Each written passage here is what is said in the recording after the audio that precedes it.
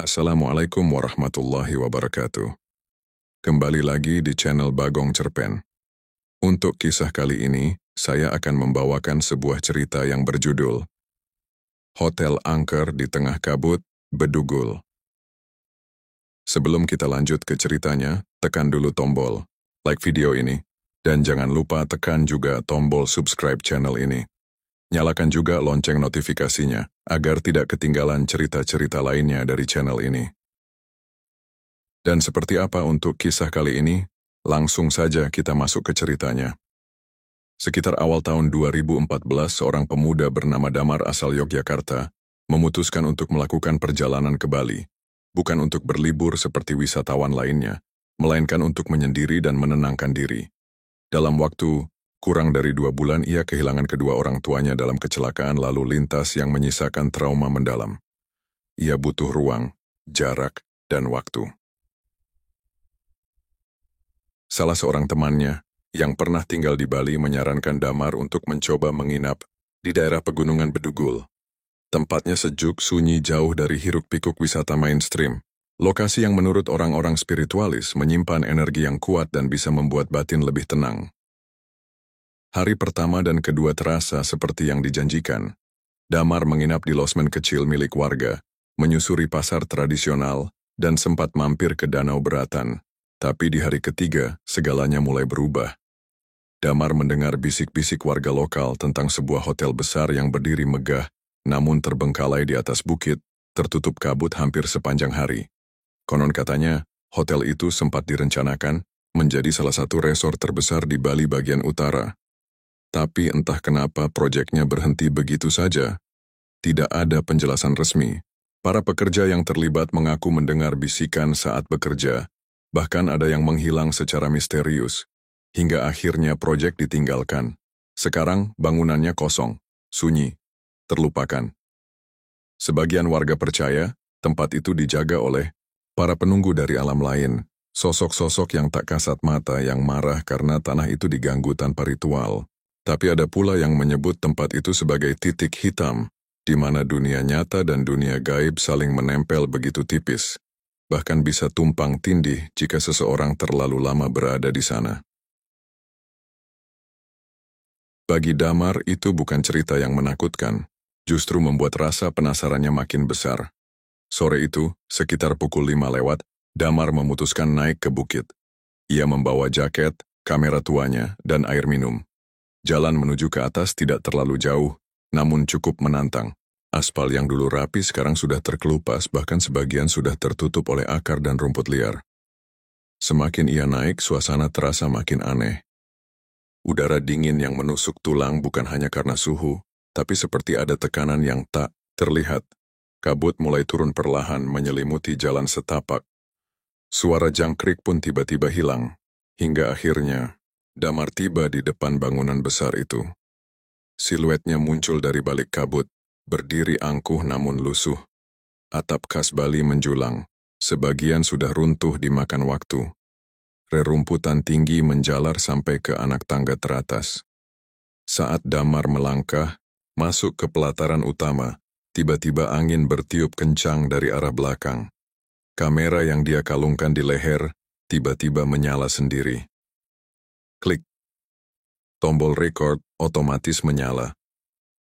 Damar hanya diam. Ia merasa seperti sedang diperhatikan.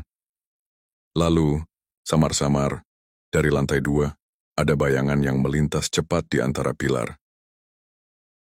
Malam itu, hujan tipis turun membasahi dataran tinggi Bedugul. Kabut mulai merayap pelan dari balik bukit, menyelimuti bangunan tua hotel yang megah namun terbengkalai. Bayu memutuskan untuk menjelajah lebih dalam. Ia membawa senter dan kamera, menyusuri lorong utama menuju sayap timur bangunan. Langkahnya pelan dan waspada. Lantai keramik yang basah karena rembesan air dari atap menambah kesan angker. Di dinding lorong, tergantung lukisan-lukisan tua yang sudah berjamur. Sebagian bahkan tampak rusak seperti dicakar sesuatu. Udara di dalam sangat lembab dan dingin. Meski pintu-pintu kamar sebagian terbuka seolah menyambut siapapun yang masuk. Tiba-tiba, senter Bayu bergetar, nyalanya meredup sesaat. Dari arah lorong yang gelap terdengar suara lirih perempuan, sangat pelan, seperti merintih. "Tolong, jangan tinggalkan aku." Bayu sontak berhenti. Suara itu tidak terdengar seperti gema, melainkan seolah berasal dari ujung lorong yang tak jauh dari tempatnya berdiri. Ia menoleh ke belakang, memastikan tak ada orang lain bersamanya. Langkah kaki terdengar, tapi bukan dari Bayu. Tap, tap, tap. Bayu mengangkat kameranya, menekan tombol record, dan berjalan perlahan ke arah suara. Di ujung lorong, sebuah kamar bernomor 308 terlihat sedikit terbuka. Suara itu berasal dari dalam. Ia mendorong pintu perlahan. Ruangan itu gelap, hanya diterangi cahaya senter yang bergoyang-goyang. Di pojok ruangan ada ranjang tua dengan spray, usut. Dindingnya penuh coretan beberapa tulisan dalam bahasa asing yang tidak ia pahami. Saat Bayu menyorot bagian pojok dekat jendela, ia melihat sesuatu bergerak cepat, seperti bayangan hitam yang menempel di dinding, lalu menghilang. Tiba-tiba suara teriakan perempuan menggema dari arah belakang Bayu. Ia membalik badan dengan cepat, namun lorong itu kosong. Senter Bayu padam, gelap total. Kemudian suara napas berat terdengar dari belakang telinganya. "Kau bukan tamu pertamaku." Bayu terhenyak, tubuhnya gemetar hebat dalam kegelapan. Senter yang mati ia pukul-pukul pelan hingga akhirnya kembali menyala redup. Nafasnya memburu, matanya menyapu sekeliling kamar 308 yang kini terasa jauh lebih dingin. Ia memutuskan keluar, tapi ketika melangkah ke lorong ia mendapati pemandangan aneh. Dinding yang semula dipenuhi jamur dan cat terkelupas kini bersih dan mengilap. Lampu-lampu gantung menyala redup, lantai berkilau, dan di kejauhan terdengar musik gamelan mengalun pelan. Bayu membeku, ia seperti terseret ke masa lalu. Dari ujung lorong muncul seorang pria bersetelan putih khas staf hotel, mendorong troli makanan. Wajahnya pucat dan matanya kosong. Pria itu lewat begitu saja tanpa menyadari keberadaan Bayu. Dengan langkah gemetar, Bayu mengikuti arah troli itu. Ia menyusuri lorong yang perlahan-lahan berubah menjadi seperti hotel yang masih beroperasi. Lengkap dengan suara tawa tamu, dentingan gelas, bahkan bayangan-bayangan orang berlalu lalang. Hingga ia sampai di aula besar, yang dalam kenyataan sekarang hanya ruangan kosong penuh debu. Tapi di matanya, malam itu tempat itu dipenuhi para tamu dengan busana kuno seperti sedang ada pesta. Lalu, suara pecahan kaca menggema. Semua suara tawa dan musik tiba-tiba berhenti. Bayu melihat ke arah tangga utama. Di sana berdiri seorang perempuan berbaju putih panjang. Rambutnya terurai menutupi wajah. Ia diam. Semua tamu berpaling menatap ke arahnya. Lalu satu persatu tamu di aula mulai menghilang. Perempuan itu kemudian menunduk dan suara tangisannya mengisi ruangan. "Kenapa? Kalian biarkan aku sendiri?" Bayu mencoba memotret namun kameranya mati. Semua perlengkapan elektronik lumpuh. Ia berbalik dan berlari ke arah pintu keluar. Tapi jalanan yang tadi ia lewati, kini berubah jadi koridor gelap tanpa ujung. Tidak ada lagi lorong modern, hanya tembok tua yang ditumbuhi lumut. Sebuah suara berbisik tepat di telinganya. "Kau sudah jadi bagian dari kami." Bayu terjatuh, lalu semuanya gelap. Ia terbangun keesokan harinya di depan hotel. Kameranya tergeletak di tanah. Rekaman terakhir berhenti tepat di depan pintu kamar 308, tanpa suara, tanpa bayangan, hanya ruangan kosong. Tapi saat diperbesar, tampak pantulan wajah perempuan di cermin kamar, menatap lurus ke arah lensa. Setelah kejadian malam itu, Bayu tidak langsung pulang ke Jakarta. Meski tubuhnya lelah dan pikirannya kalut, ada sesuatu yang mendorongnya untuk tetap tinggal di Bedugul. Bukan karena penasaran semata, tapi karena rasa tidak tuntas, seperti ada potongan puzzle yang belum ia temukan. Ia pun memutuskan mencari tahu lebih dalam tentang sejarah hotel tersebut. Ia mendatangi penduduk lokal yang tinggal di desa tak jauh dari hotel. Awalnya mereka enggan bicara. Namun setelah Bayu menyebut kejadian yang ia alami, raut wajah seorang pria tua di warung kopi berubah pucat. "Kalau kamu sudah lihat perempuan, itu Lebih baik kamu jangan balik ke sana lagi, ujar pria itu pelan. Itu bukan tempat untuk orang luar. Bayu mendesak. Pria tua itu akhirnya menceritakan bahwa dahulu, sekitar tahun 1999, pembangunan hotel tersebut terhenti secara misterius. Pekerja mulai menghilang satu persatu, dan beberapa ditemukan tewas dengan tubuh membiru, tanpa tanda kekerasan. Ada desas-desus yang menyebutkan bahwa lokasi hotel tersebut dulunya adalah tanah pemujaan, tempat ritual kuno Bali untuk meminta hujan dan panen, namun tanah itu dijual dan dijadikan lahan pembangunan secara paksa, tanpa upacara pembersihan atau izin adat dari para pemuka spiritual. Perempuan yang kamu lihat itu bukan arwah biasa, lanjut pria tua itu. Dia penunggu utama. Orang-orang sini menyebutnya Ratu Selatan Gunung Catur. Dia marah karena tempatnya diganggu.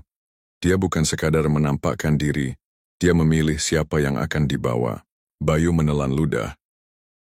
Yang lebih mengerikan, pria itu mengatakan bahwa siapapun yang pernah melihat sang penunggu dalam wujud utuh, seperti Bayu, biasanya akan mengalami gangguan berulang. Tidak hanya mimpi buruk, tapi juga kemunculan sosok itu di tempat-tempat yang tidak semestinya. Malam itu, Bayu menginap di penginapan kecil jauh dari lokasi hotel. Tapi tepat pukul 3 dini hari, ia terbangun karena suara ketukan di jendela. 3 ketukan pelan. Bayu perlahan menoleh, tirai bergoyang pelan tertiup angin. Tidak ada siapa-siapa. Namun ketika ia melihat ke cermin di kamar, wajah perempuan itu muncul di belakangnya, tersenyum. Bayu terpaku. Nafasnya tercekat. Wajah perempuan berambut panjang dan berkulit pucat itu terlihat jelas di cermin. Matanya hitam legam, tak terlihat bola mata. Senyumannya bukan senyum ramah, itu senyum dingin seperti menantang kematian. Tapi saat Bayu menoleh ke belakang, kamar itu kosong. Ia langsung memutar badan, menyalakan semua lampu dan mengarahkan kamera ponsel ke cermin. Tidak ada apa-apa. Tapi saat ia membuka galeri foto, satu foto terakhir yang tertangkap membuat tubuhnya gemetar. Sosok perempuan itu berdiri di pojok kamar, menatap ke arahnya, padahal ia sama sekali tidak menekan tombol untuk memotret. Panik, Bayu menghubungi seorang temannya di Bali yang dulu pernah bekerja sebagai jurnalis investigasi, namanya Damar. Begitu mendengar cerita Bayu, Damar langsung berkata, "Lo harus keluar dari Bedugul, cepat. Ini bukan cuma cerita rakyat, ini benar-benar tempat terkutuk." Namun Bayu merasa ini sudah lebih dari sekadar gangguan supranatural biasa. Ada misteri yang ingin terungkap. Ia dan Damar akhirnya bertemu keesokan paginya dan mulai menyelidiki arsip lama di kantor kelurahan dan media lokal. Di sana mereka menemukan potongan berita usang dari tahun 2001. Artikel kecil itu menyebutkan tentang insiden aneh saat pembangunan hotel dihentikan. 3 orang pekerja ditemukan tewas dalam kondisi yang sama. Tubuh kaku, wajah membiru, dan mata terbuka, seolah melihat sesuatu yang amat menakutkan. Lebih aneh lagi, salah satu saksi menyebutkan bahwa sebelum kejadian itu, mereka sedang bermain-main dengan cermin besar di ruang utama hotel. Cermin antik yang didatangkan dari luar negeri. Cermin itu kini hilang. Seorang mantan penjaga hotel, yang sempat diwawancara dalam artikel itu mengatakan, barang siapa yang melihat bayangannya bukan di dirinya, maka arwahnya sudah bukan miliknya. Bayu dan Damar hanya saling pandang. Terngiang kembali suara ketukan di jendela. Jam 3 dini hari, cermin, sosok perempuan, semua seperti terhubung. Namun sebelum mereka sempat menarik kesimpulan, ponsel Bayu tiba-tiba berdering. Nomor tak dikenal. Ia angkat. Tak ada suara, tapi terdengar jelas napas berat. Lalu suara perempuan berbisik, "Lihat aku di belakangmu." Bayu menoleh spontan. Ruangan di mana mereka menelusuri artikel-artikel tua itu kosong, tapi hawa di sekitarnya terasa berubah, dingin dan berat, seperti ada sesuatu yang menekan dada. Damar langsung mematikan ponsel Bayu dan menariknya keluar dari kantor kelurahan. "Udah, kita harus ke lokasi lagi. Tapi kali ini, kita turun ke bawah, kata Damar serius. Bayu hanya mengangguk. Di dalam pikirannya, suara napas berat dari telepon tadi terus terngiang. Bukan mimpi, bukan halusinasi. Mereka kembali ke hotel tua itu siang hari. Kabut tipis menggantung di sekitar bangunan. Meski matahari cukup terang, tak ada suara selain gesekan angin dengan dedaunan dan atap reyot yang terkadang berderit seperti menahan sesuatu yang berat. Damar yang ternyata membawa alat pendeteksi medan elektromagnetik mulai menyusuri area lobi. Alat itu mulai berbunyi nyaring saat mereka mendekati lantai marmer yang retak di bagian tengah ruangan. Di bawah sini ada ruang lain. Ini bukan lantai biasa, gumam Damar. Mereka membuka panel kayu lapuk di sudut ruangan, yang selama ini tertutup oleh perabot rusak. Di baliknya ada lubang menganga dengan tangga menurun ke kegelapan. Tangga logam tua itu berderit setiap diinjak, mengantar mereka ke ruang bawah tanah yang gelap dan berbau lembab. Senter menyala. Bayangan-bayangan panjang menari di dinding. Ruangan. Bawah tanah itu kosong. Hampir. Di tengahnya berdiri sebuah cermin besar, tua, berbingkai emas kusam. Bayu mengenalinya. Ini cermin yang dulu disebut dalam berita lama itu.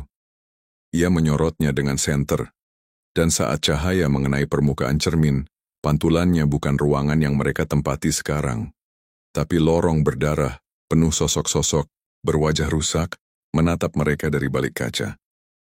Bayu dan Damar terpaku. Salah satu sosok di cermin perlahan maju ke depan. Bibirnya bergerak seolah ingin bicara. Namun suara yang keluar dari sekeliling mereka. Kalian membangunkan mereka. Tiba-tiba, tangga yang mereka gunakan masuk tadi tertutup otomatis dengan suara keras. Senter Bayu berkedip dan mati. Dan, dalam kegelapan total mereka menyadari, cermin itu bukan cuma cermin, itu pintu. Dan mereka sudah terlalu dekat. Bayu meraba-raba dalam gelap. Senter Damar tak menyala, alat EMF-nya kini berdengung liar, seolah menangkap ribuan sumber energi sekaligus. Suasana di bawah tanah berubah drastis. Udara menjadi lembab dan amis, seperti darah yang baru mengering. Damar mencoba mendorong cermin, itu berharap bisa membuka jalan atau setidaknya memecah kaca. Tapi cermin itu seperti ditanam ke dalam lantai, tak bergeming sedikit pun. Di balik kaca, sosok-sosok itu kini lebih jelas. Mereka mendekat, wajahnya kabur, seperti dilumuri kabut. Hitam, apa ini tempat penyimpanan arwah? Bisik Bayu dengan suara tercekat. Damar menoleh, matanya membulat. Aku pernah dengar legenda tentang cermin penampung jiwa. Ia bercerita cepat. Konon, di masa kolonial Belanda, ada seorang okultis berkebangsaan Eropa yang tinggal di Bali. Ia terobsesi dengan ilmu pemindahan roh dan benda mistik. Salah satu penemuannya adalah sebuah cermin berbingkai emas, yang katanya mampu menjebak roh orang yang meninggal secara tidak wajar. Dan kabarnya, cermin itu hilang sejak tahun 1937. Tak ada yang tahu kemana sampai hotel ini dibangun di awal 2000-an. Kalau benar ini cerminnya, lanjut Damar lirih, hotel ini dibangun di atas tempat terkutuk. Dan siapapun yang memandang ke cermin terlalu lama, bisa ikut terjebak di dalamnya. Bayu menelan ludah, tak berani menatap cermin itu lagi, tapi matanya tak bisa lepas. Dalam pantulan samar ia melihat sosok dirinya sendiri berdiri, namun berbeda. Matanya kosong, mulut menyeringai. Dan yang paling menyeramkan, bayangannya mulai bergerak duluan, meski ia tak bergerak sama sekali.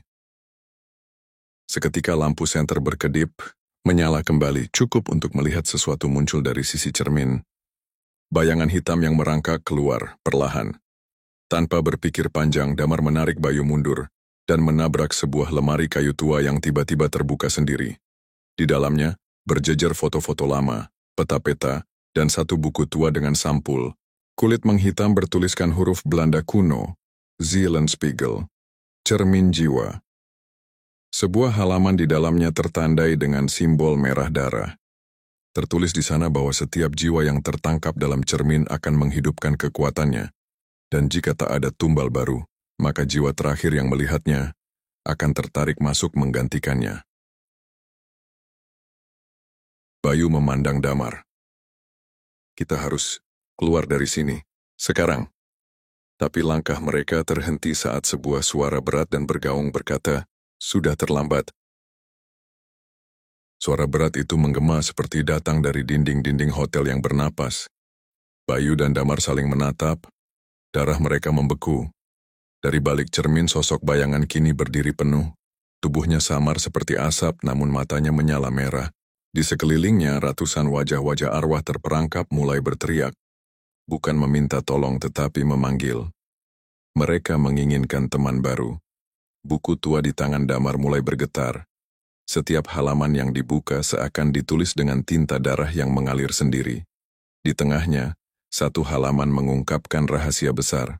Hotel ini memang dibangun dengan sengaja, di atas tanah yang sejak zaman kolonial dikenal sebagai pintu gerbang jiwa. Tempat para pendeta tua Bali melakukan ritual penyegelan arwah jahat. Namun di awal tahun 2000-an, seorang pengusaha kaya asal Jakarta membeli tanah ini. Bukan karena tidak tahu, tapi karena ia tahu. Pengusaha itu seorang kolektor benda-benda mistik, dan menurut legenda, ia percaya bahwa energi gaib bisa menjadi sumber kekayaan dan kekuasaan. Maka hotel ini bukanlah tempat penginapan biasa. Ia adalah struktur ritual besar, sebuah perangkap jiwa yang disamarkan sebagai tempat wisata mewah. Dan itu menjelaskan semuanya, kenapa hotel itu belum pernah benar-benar dibuka untuk umum, kenapa banyak pekerja hilang saat proses pembangunan, dan kenapa semua proyek renovasi selalu gagal. Bayu mulai pusing, udara menipis, cahaya dari senter kembali meredup, sosok hitam dari cermin melangkah perlahan ke arah mereka. Tapi anehnya, langkahnya tak mengeluarkan suara. Kita harus tutup cerminnya, ucap Damar, membolak-balik halaman buku dengan tergesa. Ada satu ritual penutupan sementara yang disebut penyegelan ruh. Mereka butuh api, mantra kuno, dan darah dari saksi yang selamat yang artinya dari mereka sendiri. Bayu merobek sedikit kulit di telapak tangannya, membiarkan darahnya menetes ke lantai di depan cermin. Damar membacakan mantra dalam bahasa Bali kuno, sambil menyalakan korek api terakhir mereka dan melemparkannya ke genangan darah. Cermin mulai bergetar, suara-suara jeritan melonjak. Sosok hitam itu menghilang tepat saat api menyentuh kaca dan, dalam sekejap, semuanya sunyi. Bayu dan Damar terduduk, nafas mereka berat, tapi cermin itu kini retak kecil di sudutnya. Ini belum selesai, gumam Damar. Retakan itu artinya masih ada yang tertinggal. Bayu dan Damar memutuskan untuk segera meninggalkan hotel sebelum malam berganti. Tapi begitu mereka kembali ke lorong utama, semuanya berubah. Tangga yang tadi mereka lewati kini menghilang, berganti dengan dinding kosong berlumut. Pintu keluar yang sebelumnya mereka lihat kini tertutup rapat dengan ukiran-ukiran tua Bali yang belum pernah ada sebelumnya. Kita tadi lewat sini kan? Tanya Bayu panik. Iya. Tapi sekarang, ini bukan lorong yang sama. Mereka berjalan cepat menyusuri lorong lain. Tapi setiap belokan hanya membawa mereka kembali ke tempat yang sama. Ruang lobi yang kini tak memiliki jalan keluar. Damar mulai paham. Hotel ini bukan sekadar bangunan. Setelah ritual tadi, hotel ini seperti hidup. Ia tahu mereka mencoba keluar. Maka seperti labirin yang dikendalikan oleh kehendak jahat, hotel itu mengganti bentuknya. Ia ingin menahan mereka. Di salah satu sudut ruangan terdengar suara denting bel kecil, seperti lonceng kuil. Mereka menoleh dan melihat seorang anak kecil berdiri dengan pakaian tradisional Bali. Wajahnya pucat, bola matanya hitam pekat, tapi ia tersenyum. Sudah kubilang jangan buka cerminnya, bisiknya lirih. Bayu berbalik untuk lari. Tapi anak itu kini berada tepat di belakangnya. Sekejap, dia lenyap, meninggalkan aroma dupa dan darah yang tajam menusuk. Damar teringat, satu halaman terakhir dari buku tua itu yang belum sempat ia baca. Ia membuka lembaran itu dengan tangan gemetar. Di sana tertulis sebuah peta, bukan peta hotel melainkan peta dimensi dalam hotel. Ya, Hotel ini ternyata memiliki ruang lapis, dimensi spiritual yang hanya terbuka jika seseorang membangunkan arwah penjaganya. Dan saat cermin itu terbakar, penjaganya terbangun. Sekarang, mereka tidak berada di dunia nyata sepenuhnya. Kita harus cari ruang persembunyian utama, tempat di mana penjaga itu pertama kali dibangkitkan, ujar Damar, menunjuk peta. Mereka menyusuri tangga tua yang muncul entah dari mana. Semakin dalam mereka turun, udara semakin dingin. Di dinding-dinding, lukisan-lukisan kabur mulai berubah jadi wajah-wajah yang mereka kenali. Pekerja yang hilang, pelancong yang lenyap, bahkan satu wajah mirip video viral yang dulu ramai soal hotel ini. Dan di dasar tangga, mereka melihat pintu batu besar. Pintu itu terbuka perlahan, seperti mengundang. Di baliknya, suara gamelan kuno mulai terdengar, tapi bukan menenangkan. Suaranya seperti ratapan roh yang tak bisa keluar. Langkah kaki mereka terasa berat saat memasuki ruang di balik pintu batu itu. Sebuah aula bawah tanah terbentang di hadapan mereka, luas, dingin, dan sunyi. Di tengah ruangan, ada altar batu yang dikelilingi oleh cermin-cermin retak dan patung-patung, batu wajah manusia. Semuanya menghadap satu titik, sebuah singgasana tua yang sudah ditumbuhi lumut. Bayu dan Damar melangkah pelan, menyadari ini bukan ruangan biasa. Aura kegelapan terasa begitu tebal, hingga nyaris membuat dada sesak. Tiba-tiba, udara berubah. Altar batu itu menyala samar. Dari balik singgasana, sosok pria tua dengan pakaian adat yang usang muncul. Matanya kosong, kulitnya pucat seperti mayat, tapi auranya sangat kuat. Kalian telah masuk ke tempat yang seharusnya tidak pernah dibuka. Suaranya dalam, bergema seperti keluar dari dalam bumi. Damar maju satu langkah, memegang buku tua yang tadi dibawanya. Kami tidak bermaksud mengganggu, kami hanya ingin tahu kebenaran. Pria tua itu tertawa pelan. Kebenaran selalu meminta tumbal. Lalu, dinding-dinding di sekitar mereka bergeser. Dari dalam cermin-cermin itu, mulai muncul bayangan-bayangan hitam, samar menyerupai manusia, dengan wajah-wajah ngeri penuh penderitaan. Para roh yang terjebak, korban dari kutukan hotel ini. Sosok tua itu mengangkat tangannya. Semua roh itu mendekat, siap menyergap. Tapi Damar buru-buru membuka halaman terakhir dari buku, halaman yang hanya bisa dibuka dengan api dupa sakral. Ia menyalakan kertas daun kering dari kantong kecil yang ia temukan di tangga sebelumnya. Asap putih menyebar ke seluruh ruangan. Roh-roh itu berteriak. Mereka mulai menjauh. Sosok penjaga itu tampak marah, tapi juga mulai goyah. Damar membaca mantra dari kitab kuno. Pintu sudah dibuka oleh manusia, tapi tidak semua jiwa ingin terperangkap, yang dikutuk kembali ke asal, yang hidup kembalikan jalannya. Seketika ruangan itu bergetar. Tanah di bawah altar mulai retak dan dari celah-celah itu keluar cahaya putih yang hangat. Satu persatu roh mulai terserap ke dalamnya. Tapi kali ini bukan seperti disiksa, melainkan dibebaskan. Penjaga tua itu menggeram, lalu tubuhnya perlahan meleleh menjadi debu, kembali menjadi bagian dari batu altar. Semua cermin pecah serentak. Ruangan kembali gelap tapi berbeda, tidak menakutkan melainkan seperti habis badai. Ketika mereka keluar dari pintu batu, lorong-lorong hotel kembali ke bentuk awal. Tangga menuju pintu keluar kini terbuka. Saat matahari pagi menyinari halaman hotel, Bayu dan Damar berdiri terdiam, memandangi bangunan tua yang baru saja mereka selamatkan dari kutukan. Mereka selamat. Dan hotel itu perlahan tertutup oleh kabut, tipis seolah berterima kasih. Beberapa minggu setelah peristiwa itu, Bayu dan Damar mengirimkan data temuan mereka ke komunitas spiritual dan sejarah lokal. Mereka tidak menyebutkan nama hotelnya secara publik. Takut tempat itu kembali dieksploitasi oleh pencari sensasi.